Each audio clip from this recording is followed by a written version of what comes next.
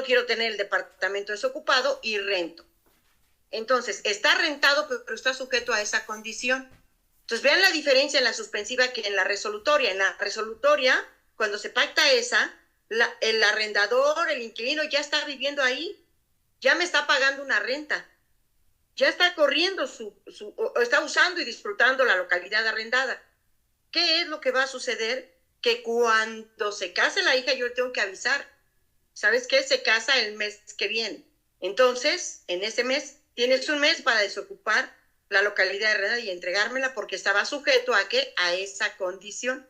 Y un efecto de la condición resolutoria es que en el momento en que se da el evento, se retrotraen todos los efectos al momento de celebración del acto jurídico, como si no hubieses celebrado ese contrato de arrendamiento. O sea, se borran todos los efectos porque se extingue la obligación.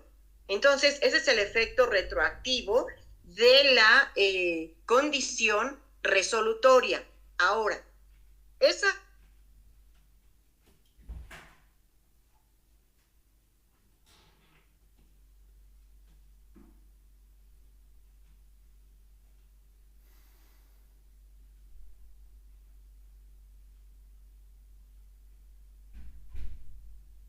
las condiciones testamentarias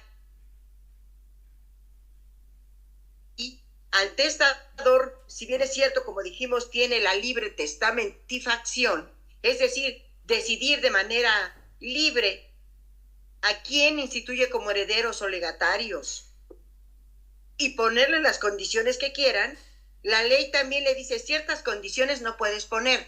Por ejemplo, el testador no le puede imponer al heredero legatario la condición de tomar o dejar estado civil. Por ejemplo, si te divorcias de ese marido, bueno, como a veces dicen, ¿verdad? El padre o la madre, que no sirve para nada, no digo que así sean los maridos, ¿verdad? Entonces, digo, ¿no? Porque pues, aquí puede haber varios casados o casadas, y yo también soy casada y no es así. Entonces, ¿qué es lo que pasa? Que le dice, si te divorcias, entonces, solamente así es la condición para que tú heredes. Bueno, aunque lo haya puesto, esta condición está prohibida por la ley, porque se está inmiscuyendo en los actos jurídicos personalísimos de del sujeto. Entonces, no se es permitido. Pero bueno, eso es para que ustedes vean que cuando ustedes encuentren un contrato, una obligación que tiene condición, tienen que identificar primero qué especie de condiciones, suspensiva o resolutoria, y entonces irme al Código Civil para estudiar las reglas de la condición suspensiva y de la condición resolutoria, que se va a hacer su tarea para el lunes, para que estudien y lean los artículos que se refiere a las condiciones en las obligaciones, la condición y el plazo, para que fijen el conocimiento. Estamos viendo los puntos más centrales y más importantes que ustedes no pueden dejar de estudiar, que es lo que tienen que fijar para poder entender la institución.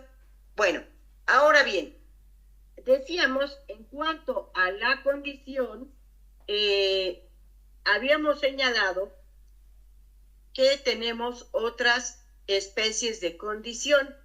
La condición, dijimos, potestativa. ¿Qué significa la condición potestativa? Es aquella cuyo acontecimiento depende de la voluntad de una de las partes o de ambas. Entonces, ahí, cuando la realización de ese acontecimiento depende del acreedor o del deudor o de ambos, se llama una condición potestativa.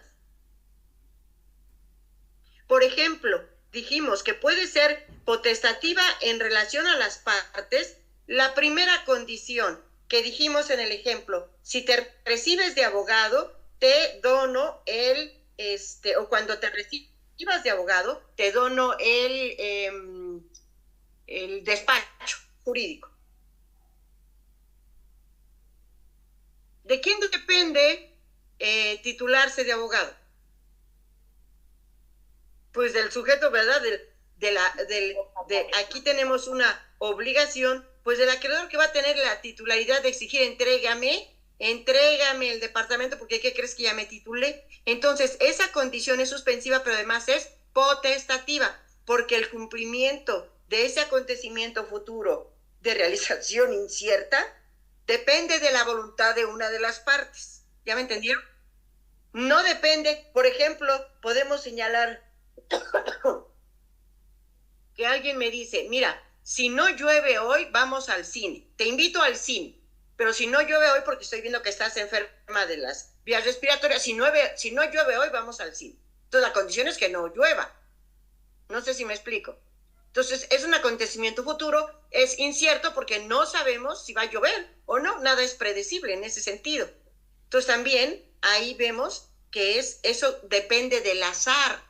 Eso no depende de la voluntad de las partes, sino del azar, de ese acontecimiento. Bueno, entonces, la potestativa, no olviden esta clasificación de las condiciones. Esta clasificación las tienen que identificar: suspensiva, resolutoria, potestativa. Ahora vamos a la casual. La casual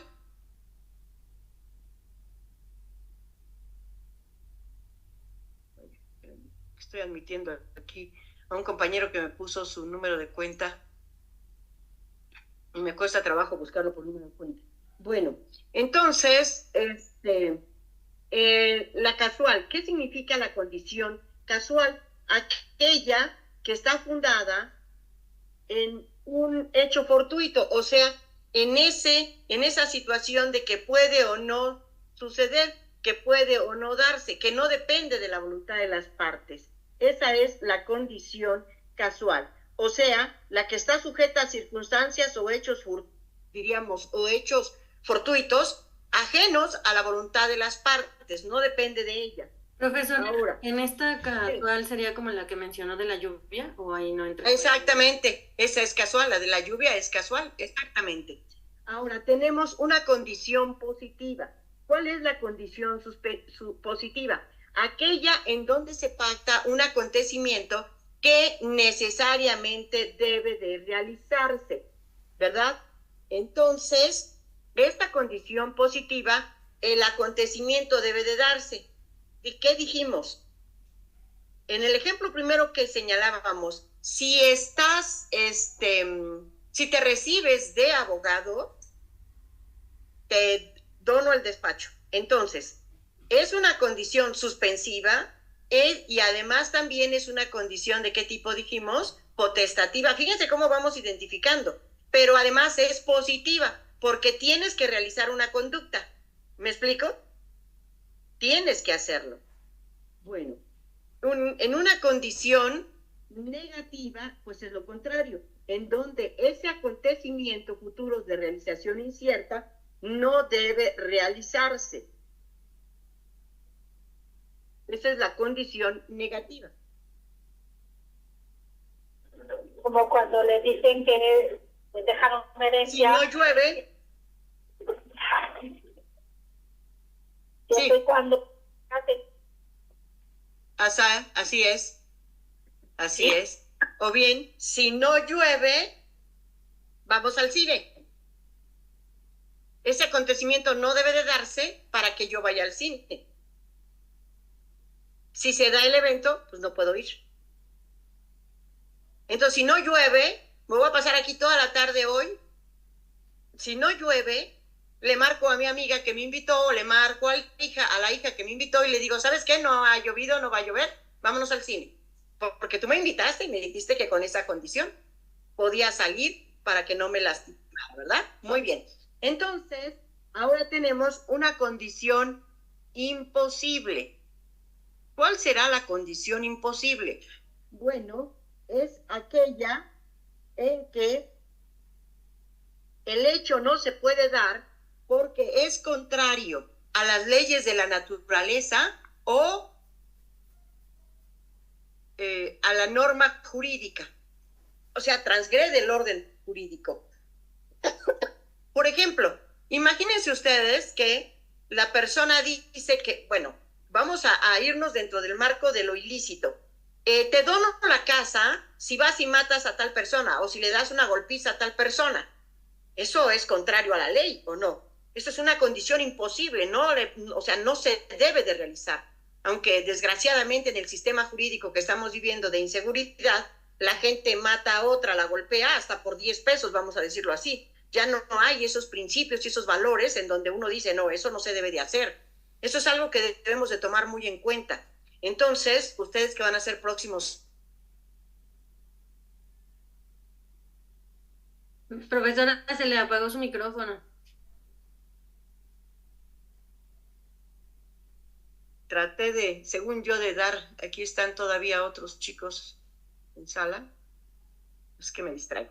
Les decía entonces, precisamente ese tipo de condiciones imposibles que transgreden el orden jurídico, pues esas, y además, fíjense, se llaman imposibles y toman también otra característica que son ilícitas. Entonces, una condición imposible es además ilícita cuando transgrede el orden jurídico. Cualquier condición que nos ponga, cualquiera que transgrede el orden jurídico es ilícita.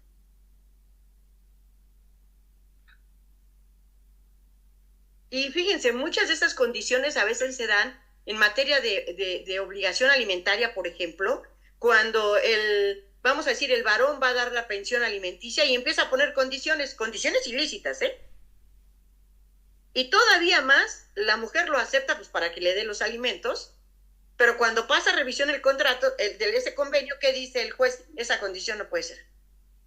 Y aunque la hayas puesto, no, ahora te vamos a obligar a cumplir, porque celebraste el convenio, lo pactaste, pero es ilícito. Las condiciones que son ilícitas, que transgreden el orden jurídico, esas no las puedes poner. Y si las pones, se tienen propuestas. Son imposibles y son ilícitas. Por eso tienen esas dos características. Pero fíjense, hay condiciones imposibles que transgreden las leyes de la naturaleza. Si dejas de respirar media hora, ¿qué diríamos? Te doy el departamento. Te dono el departamento. Pero si dejas de respirar media hora, pues claro, es imposible. Va contra las leyes de la naturaleza. No podemos dejar de respirar media hora.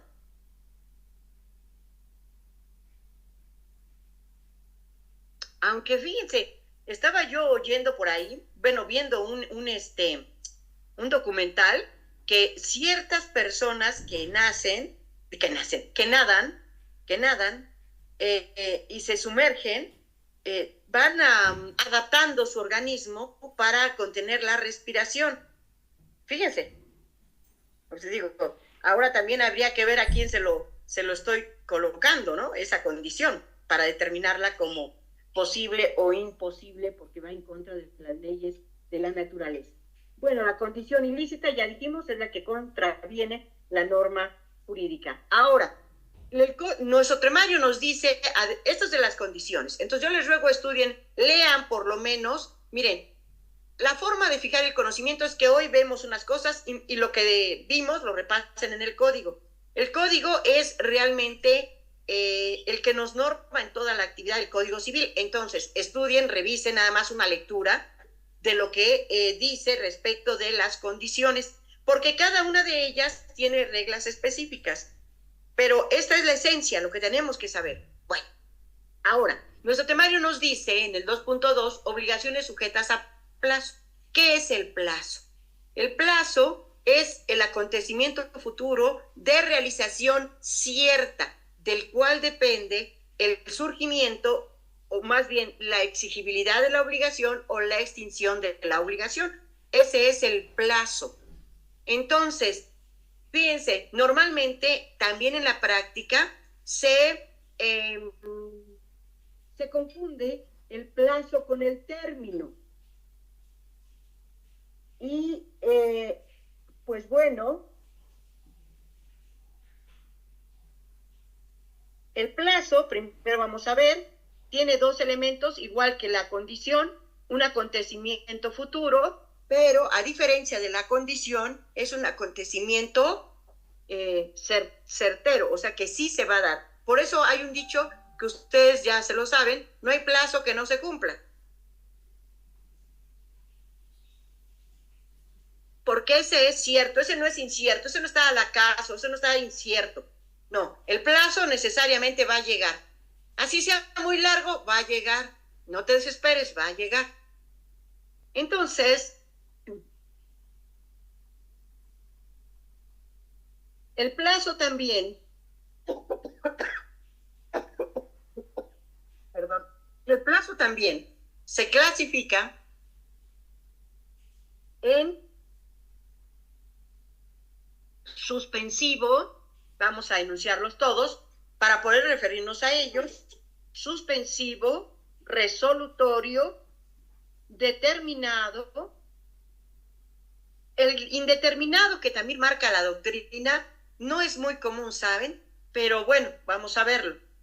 El convencional, que normalmente es el que pactamos, el legal, perdón, el judicial, el plazo de gracia y el tácito. Fíjense cuántas especies. Nuevamente vamos a tratar de identificar cada uno de ellos. ¿Cuál es el plazo suspensivo? Es aquel acontecimiento futuro de realización cierta y determinada, a partir del cual deberá empezar a comenzar a surgir los efectos de la obligación. Entonces,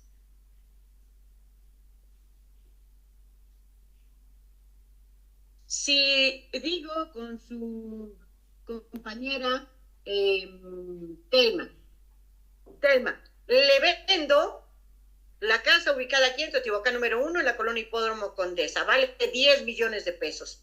Y esa se la voy a vender el 31, o vamos a celebrar el contrato futuro, el 31, el contrato definitivo, perdón, el 31 de diciembre del 2025. Deme tiempo para desocupar, para lo que usted quiere, y para arreglármelas, porque me voy del país. Bueno, no es cierto, pero bueno, me voy del país. No, porque amo a México, entonces no. Bueno, pero entonces, ¿qué pasa? Tiene ya el contrato, es más, ya pactamos, incluso, ¿verdad? Me dice, bueno, pues el 31 nos vemos del 25, del 2025, y voy mientras también juntando el dinero, y ese día también le hago la transferencia.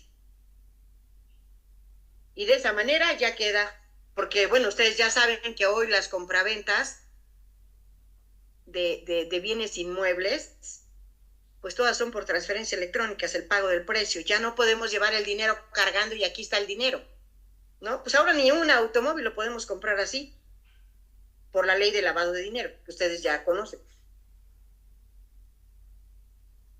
o que van a ver en penal. Entonces, en otras épocas, fíjense, a mí todavía me tocó que con un cliente, que fui con él y me dijo, ¿me acompaña? Porque voy a firmar la escritura de compraventa, sí, en la notaría tal, sí. Y llegó y sacó su portafolio y ahí sacó el dinero y pagó. Ya hasta yo dije, pero ¿cómo se le ocurrió traer todo el dinero en el portafolio? Pero hoy no puedes hacer eso, el notario ni siquiera lo acepta, ¿eh? Entonces, bueno, entonces, ¿qué decimos? Ahí ven ustedes, ese contrato ya está celebrado, está sujeto a un plazo el 31, ese día celebramos la escritura contra el notario, ese día me paga y adiós. Pero ya celebramos el contrato previo. Y entonces está sujeto a un plazo. ¿Me explico? Ahora, el plazo resolutorio, pues es también un acontecimiento futuro de realización cierta, del cual depende la extinción de la obligación. Entonces, ahí no es que apenas inicie el contrato a surtir efectos, no. Ahí se extingue el contrato, ahí se extingue la obligación. Por eso es plazo resolutorio o extintivo, como también le dicen algunos autores. Bueno, entonces fíjense. Aquí es, por ejemplo, los contratos de arrendamiento. En los contratos de arrendamiento, si están ustedes en la Ciudad de México, porque habría que ver la legislación en los estados de la República, en la Ciudad de México nos dice, tenemos una regulación de arrendamiento de fincas urbanas destinadas a casa-habitación. En el arrendamiento de fincas urbanas destinadas a casa-habitación, la ley me da un plazo que no puedo celebrar un contrato menor a un año. Y ahorita vamos a ver ese plazo. Pero las partes pueden pactar un plazo, por ejemplo, 2 años, Mínimo es un año, no puede ser de 6 meses un contrato de arrendamiento de finca urbana destinada a casa habitación.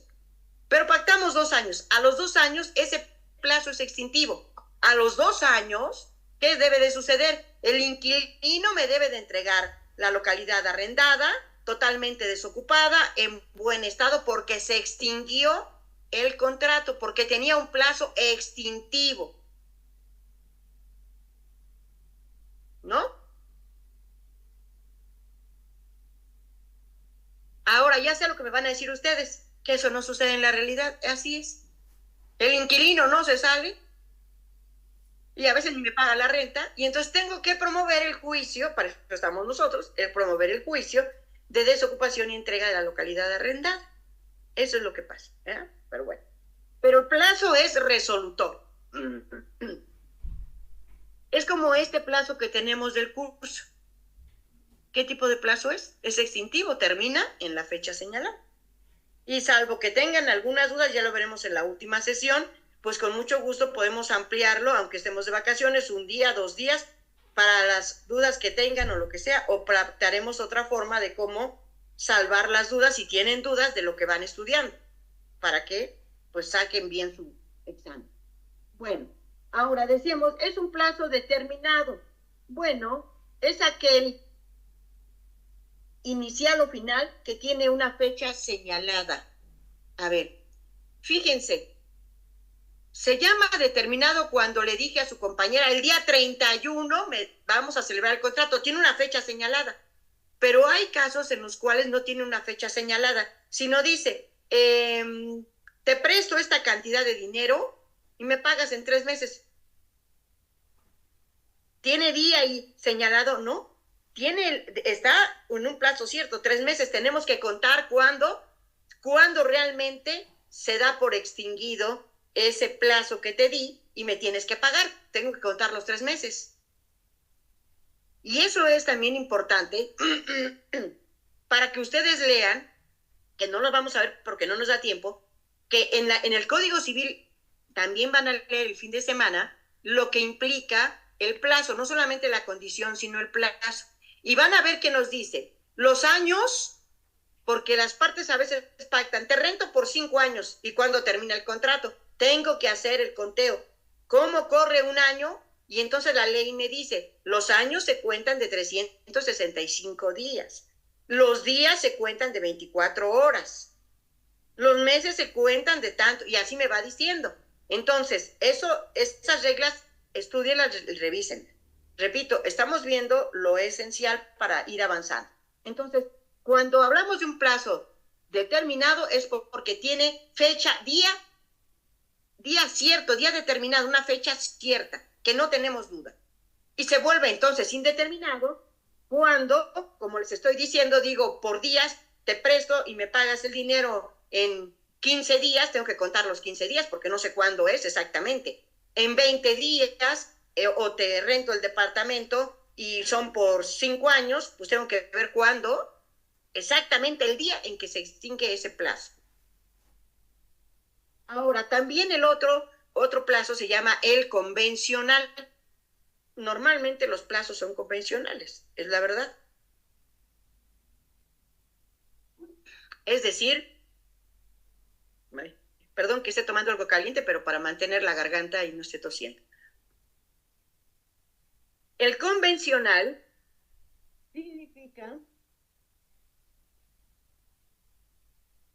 el plazo convencional significa que las partes lo han pactado.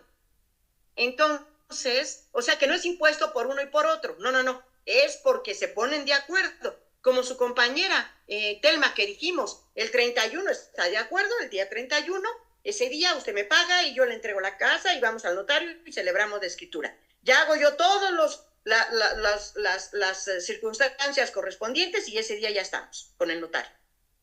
Entonces estuvimos de acuerdo. Eso se llama convencional porque surge del acuerdo, del convenio. ¿Se dan cuenta como ahora ya ustedes hilan por qué vimos el convenio? ¿Se acuerdan que en la clase primera dijimos convenio, acuerdo de voluntades encaminado a crear y transmitir derechos y obligaciones? El convenio en sentido amplio, para que ustedes entiendan, cuando hay convenio hay un acuerdo. Cuando no hay convenio, pues no hay acuerdo, ¿verdad? Entonces, eso es muy importante. Entonces, el convencional, repito, normalmente es de acuerdo. Ahora, el legal surge por disposición de la ley. Ahí las partes no se pusieron de acuerdo. Es porque la ley lo impone. A ver, ¿y cuándo la ley me va a imponer un plazo? Pues hay casos especiales, ¿eh? Y es el ejemplo, en el caso de civil, hay varios ejemplos, pero miren, a ver, el plazo que me marca la ley, que me dice que el arrendamiento de fincas urbanas destinadas a casa, habitaciones por un año, ese es el plazo legal. Me guste o no, fíjense, si yo celebro con Telma, ¿usted vive en la Ciudad de México? No. Bueno, No vamos a pensar que en el estado, pero ya rentado en la ciudad. Ah, bueno, entonces fíjese, pensamos, vive en la Ciudad de México. Yo le digo, le rento el departamento. No le pusimos plazo. No dice nada. Entonces, ¿qué dice Telma? Ah, pues que bueno, no me dijo cuándo. No, sí, la ley ya dijo un año. Porque es de casa habitación, porque el arrendamiento de fincas urbanas destinadas a casa habitación es de un año. Entonces, ese plazo es legal. Aunque no aparezca ahí, ese es el plazo. Es un año. Y hay muchos plazos legales. Por ejemplo, ustedes vieron en bienes y derechos reales, el plazo para la prescripción es legal. La ley establece, a ver, ¿se acuerdan ustedes la prescripción adquisitiva o llamada usucapión? Es decir, por ejemplo, ¿qué es la prescripción? La pérdida o adquisición de un derecho por el simple transcurso del tiempo. Es decir, si tú me vino a la mente un ejemplo, fíjense, de mis maestros, y hagan de cuenta que hace muchos años que cursé la licenciatura, ¿verdad? Y me acuerdo de un ejemplo que nos decía, fíjense, hay personas que llegan y van por la calle y ven así como un terreno desocupado, solo y dicen, mi casa, y se meten. Así decía el maestro, ¿no? Sigue habiendo de esos, ¿eh? No crean que no. Y entonces ya se metió, pero empieza a poseer pública, pacífica, continua, de buena fe, porque nadie lo ha ido a molestar. Y pasan 10 años, que es un plazo legal, y entonces promueve la prescripción adquisitiva, la usucapión. O bien, por ejemplo, algo que también vemos en la práctica, muere el abuelito y todos muy, ¿cómo diríamos? Pues lloran, etcétera, pero alguien se queda en la casa y nadie le dice nada, pues que cuide la casa del abuelito. Y se pasan los 10 años. Y a los 10 años o a los 11 años alguien dice, ¿y la casa del abuelito por qué no la vendemos y nos la repartimos todos nosotros? ¿Y qué dice el que está ahí? Momento, ha pasado el plazo de 10 años en donde he estado poseyendo pública, pacífica, continua, de buena fe y a título de propietario, porque he pagado todo, he hecho todo, me he ostentado como dueño, todos los vecinos me conocen ahora como dueño. Lástima, promuevo la prescripción adquisitiva. Eso es por dejar las cosas así, por no resolverlas al momento. Algo que en derecho ustedes deben de conocer, las cosas se arreglan en el momento, no hay que darle largas, aún ni en la vida particular, ¿eh? Ya verán en derecho familiar, también los problemas familiares se resuelven en el momento, porque si le das largas, estás metido en una olla. Así es de que también en lo personal tenemos que aprender eso. Bueno, entonces, ese es el plazo legal, no hay duda. El legal no lo marca la ley. Para diferentes cuestiones, para diferentes contratos, para lo que sea. Y lo encontramos en diferentes supuestos en la norma jurídica. Ahora, el judicial dirían ustedes, bueno, ese surge, pues como su nombre lo indica, ¿por qué? Por voluntad del órgano jurisdiccional. Fíjense ustedes, les voy a poner un ejemplo, y rápidamente para qué. Efectivamente, en ese contrato de arrendamiento que estábamos diciendo, que estábamos viendo, el inquilino se tenía que salir, vamos a decir, el día 31 de diciembre del 2023. Estamos en junio del 2024 y no se ha salido. Tramité el juicio de terminación de contrato, lo gané, apeló, lo gané, se amparó, ya lo gané. Pero en la sentencia Ay, perdón, es que vi un ruido aquí en la casa de ustedes y dije, ¿qué pasó? Decíamos, en la sentencia el juez dijo, se condena al demandado a desocupar la localidad arrendada,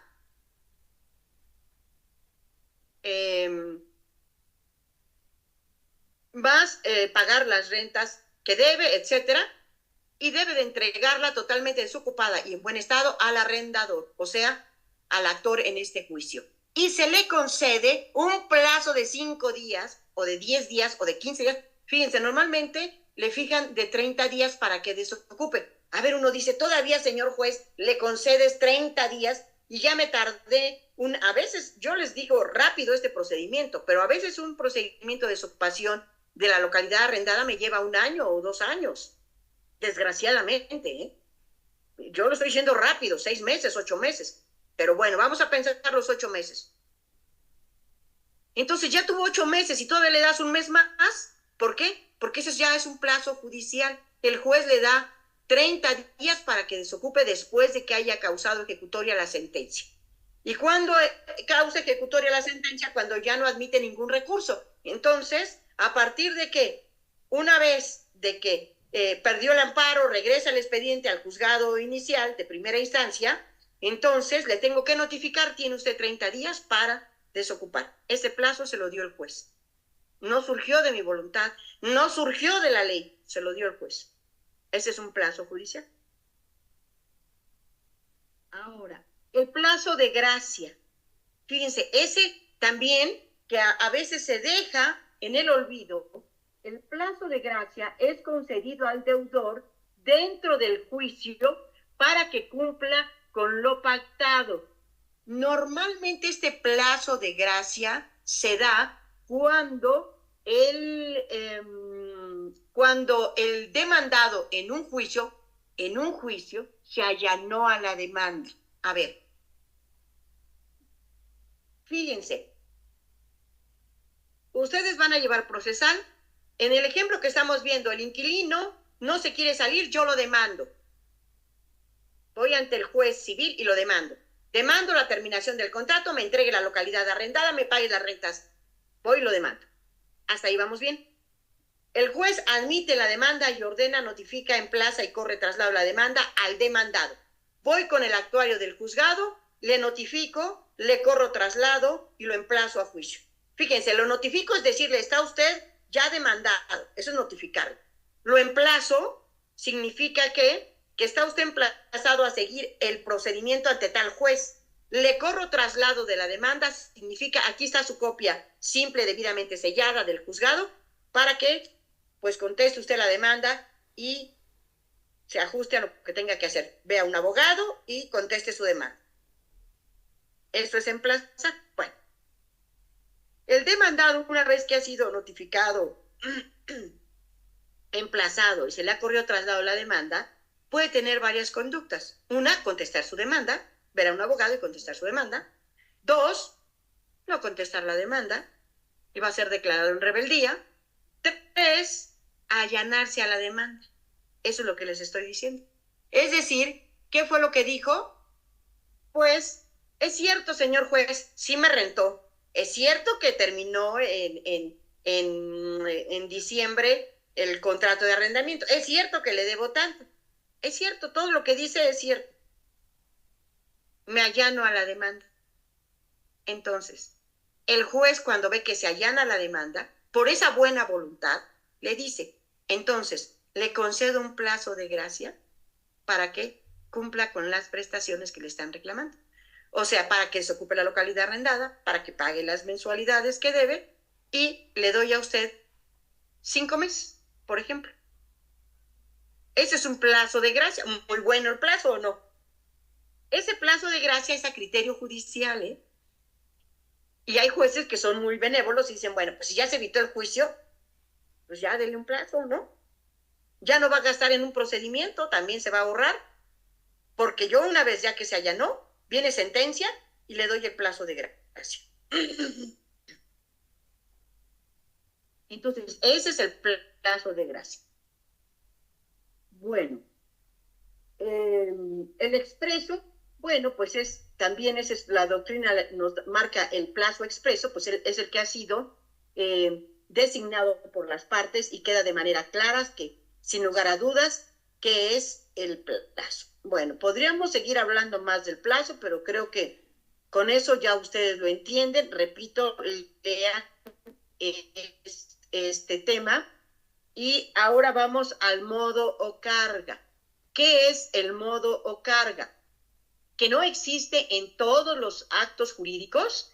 Es, fíjense, muy sencillo. Es una obligación impuesta.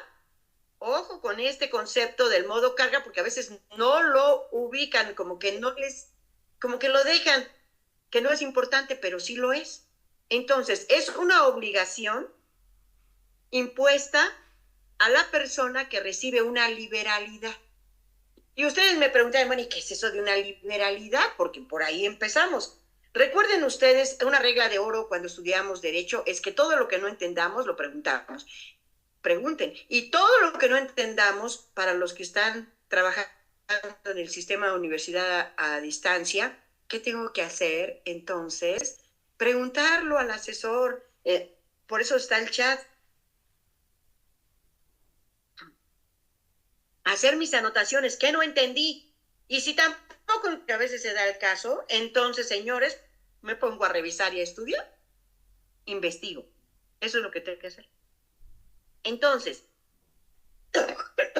una liberalidad en derecho significa que la persona recibe algo dentro de su patrimonio sin sacar nada, sin que nada le afecte en su patrimonio. Porque fíjense, en el caso que pusimos con Telma, si yo dije le vendo, no es una liberalidad, no se la estoy donando. Ella tiene que sacar de su patrimonio 10 millones de pesos y yo le tengo que entregar el departamento. No hay liberalidad.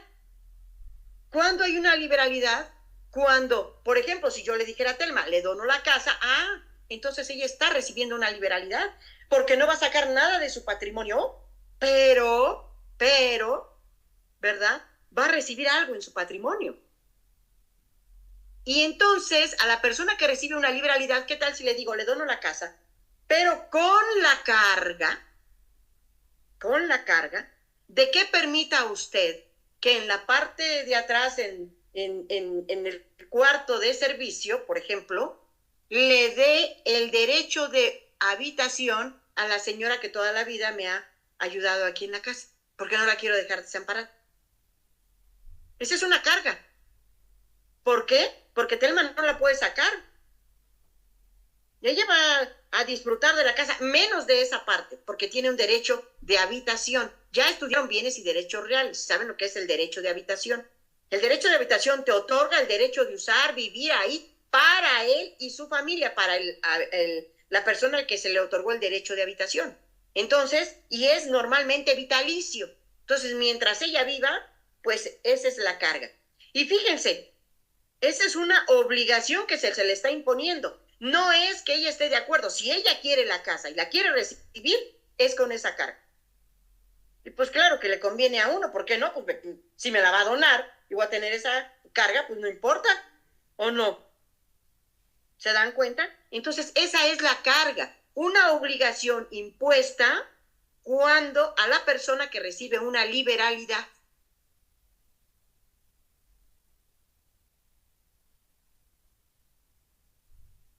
Muy bien. Entonces, con eso termina la unidad 2, pasamos a la unidad 3. Y en la unidad 3, fíjense, aquí tenemos las teorías de las nulidades y la del negocio jurídico. Ese problema es muy, muy complicado para ustedes estudiarlo. Supongo que lo revisaron. Yo no entiendo por qué no los pusieron aquí. Ya saben que yo parezco toda quejumbrosa. ¿Para qué se las ponen aquí en obligaciones? Pero así está en el tema. Eso es un tema que ustedes ya vieron en acto jurídico. Pero bueno, tenemos que partir ahí rápidamente, eso vamos a tratar de explicar lo esencial. Tenemos la teoría francesa. La teoría francesa, ¿qué nos dice? Ya lo vimos. Parte de la idea de un hecho jurídico en sentido amplio, acontecimiento futuro de realización, el hecho jurídico en sentido amplio es todo acontecimiento de la naturaleza o producto de la actividad humana que produce consecuencias jurídicas porque una norma así lo establece.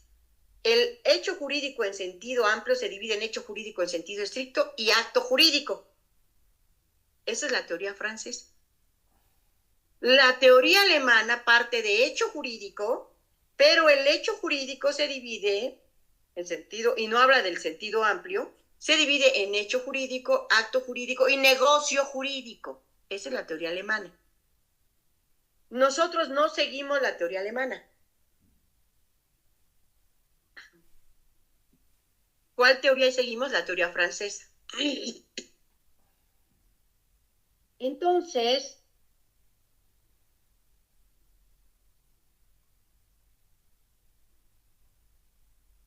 la teoría francesa, al referirse a la teoría de las nulidades, habla necesariamente de que todo acto jurídico tiene elementos de existencia. Habla de acto jurídico, no de negocio jurídico. Nosotros no hablamos de negocio jurídico en nuestro sistema jurídico. ¿Dónde lo tienen? Pues lo tiene Argentina, lo tiene Italia,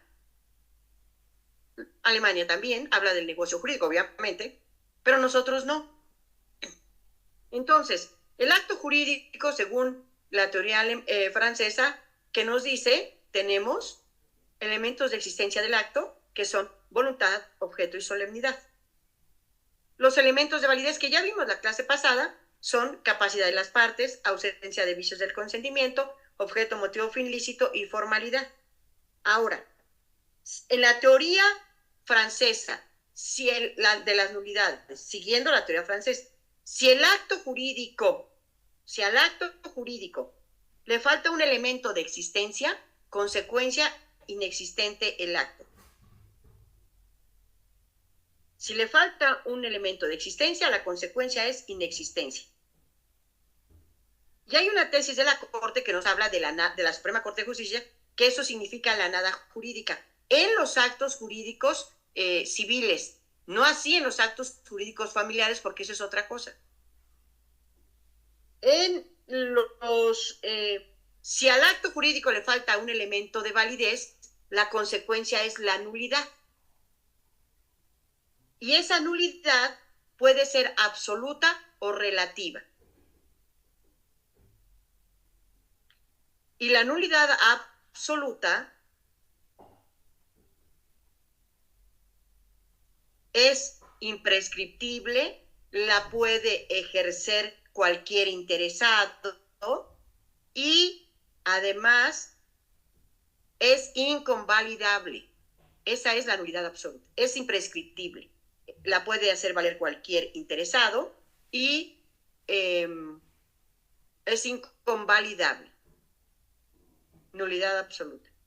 Pero entonces ustedes se preguntarían, y fíjense, así estudien por exclusión, asocien las cosas, no es necesario, aprendan y asocien. ¿Qué genera la nulidad absoluta?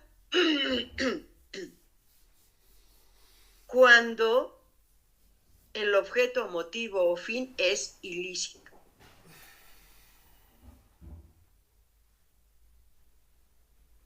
Y todo lo demás, o sea, si falta capacidad de las partes, si hay vicios del consentimiento, si no cumpliste con la formalidad, genera nulidad relativa.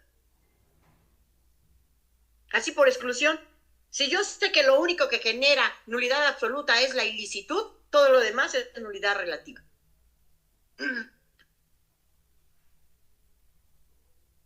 Y la nulidad relativa tiene las características diferentes. Es prescriptible, es convalidable y puede hacerse valer únicamente por las partes. O sea, son los contrarios. ¿Se dan cuenta?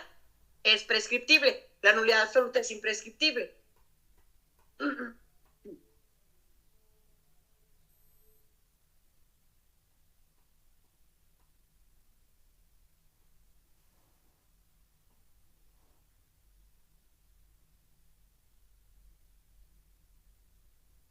Dijo que solo que la nulidad relativa es prescriptible, convalidable y solo las personas interesadas pueden ejercer acción. Sí, las partes involucradas, sí.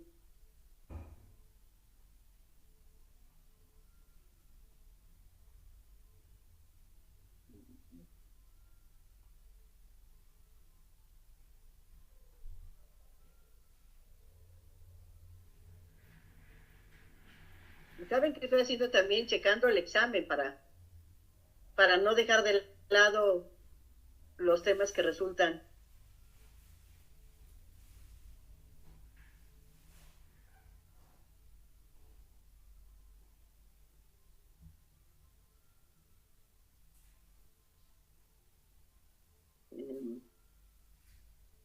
Es que hay un tema que no lo encuentro en el examen, no encuentro la pregunta. ¿Y qué es este tema?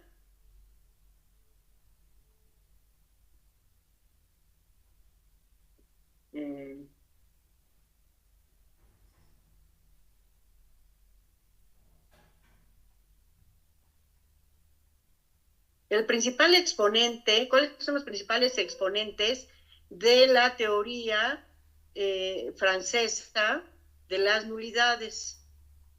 Marcel Planiol y Ripert.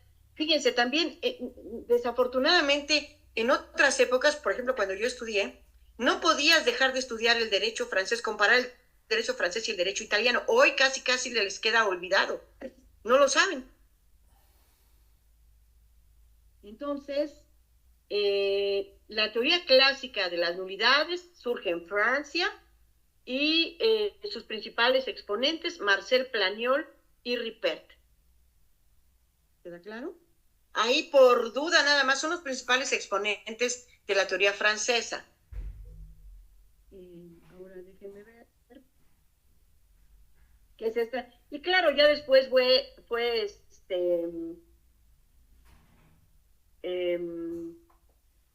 Bonnecas, pero realmente ellos son los creadores. Y se le conoce como la teoría clásica de las nulidades.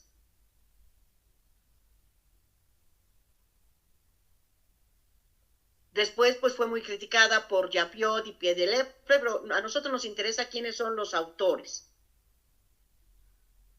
¿Queda claro? Yo les ruego también, por lo menos abran su biografía de este autor, de Planiol y de Ripert, que son pues grandes estudiosos franceses que legaron muchísimo. Bonnecas también, desde luego, les repito, él fue otro de los autores que sistematizó todas las críticas que se dieron en las teorías y que finalmente es el más entendible, el que más estudiamos. De hecho, es el que más revisamos, Bonnecas. Bueno, entonces, esto es lo más importante de la teoría francesa. Ahora, en la teoría alemana, que nos habla del negocio, recuerden, la teoría alemana en realidad nos está haciendo referencia al negocio jurídico.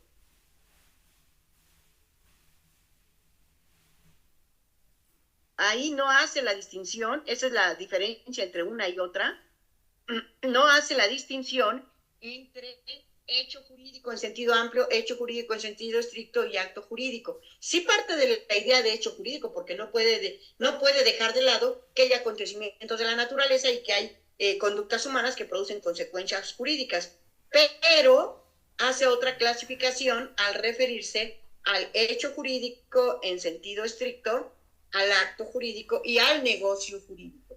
Y en el negocio jurídico es donde las partes intervienen celebrando lo que nosotros vemos como acto jurídico, en donde ellos mismos manifiestan su voluntad y van hablando y estructurando y dándole las cláusulas al negocio jurídico por voluntad de las partes.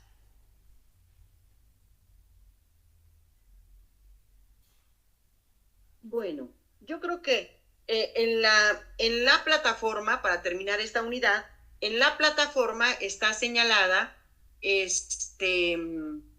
una actividad que tienen que ustedes que hacer. Están ahí también las lecturas que les habla de las características del negocio jurídico, las diferencias que se dan en la teoría de las nulidades, en el derecho español y en la teoría francesa. Pero fíjense ustedes, yo digo que este tema, por eso casi no lo voy a tocar para el examen, porque es un tema en donde la unidad, el título de la unidad es una cosa y los puntos a desarrollar son otra cosa. Pero bueno, hagan esa actividad, les sirve, y con eso terminaríamos y dejar la tarea que es, lean los artículos del código que se refiere a condición y a plazo para que los tengan precisos. Pero los temas que hemos revisado son fundamentales, ¿no? Bueno, ahora, la unidad 4, con esa vamos a empezar, que son las fuentes de las obligaciones, vamos a empezarlo el lunes. Que tengan buen fin de semana, cuídense, yo espero que el lunes esté mejor. Gracias, Sí, profesora. que se mejore, maestra. Gracias. Gracias, hasta luego. Gracias. Gracias, profesora, que se mejore. Gracias, muy gentiles. Gracias.